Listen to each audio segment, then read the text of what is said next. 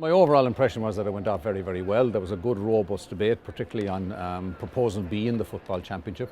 A good day's work, maybe not the best result that people were looking for, but certainly it went off very, very well. I would have liked us to be bold, as I said, during the week in terms of adopting one of those proposals.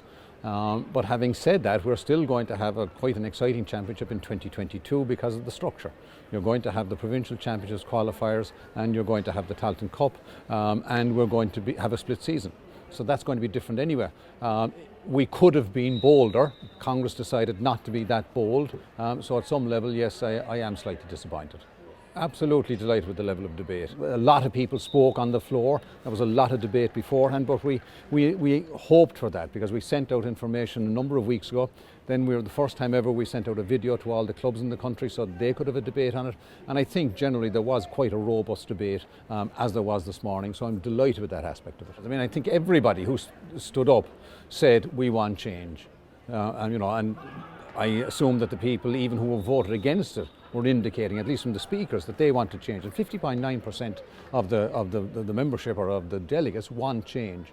So it's a case we're going to have to go back. They don't just want this particular change. And so we'll go back and review that. We'll go away and contemplate on this and ruminate on it a little bit. And I suspect that we'll put a group together to look at the changes that were suggested, but it will be based on the task force work.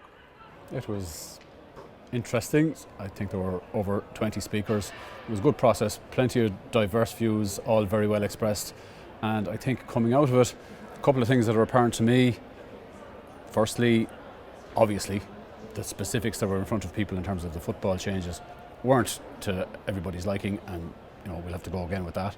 But the thing I take a lot of heart from is that there was an overwhelming mood for change in the room too. It was just that the particular options presented to people today didn't quite reach the level of acceptance required. And I think that's one of the other positives from this morning is that clearly, they were on the right track and they were onto something. So there definitely is the germ of an idea there to be built upon.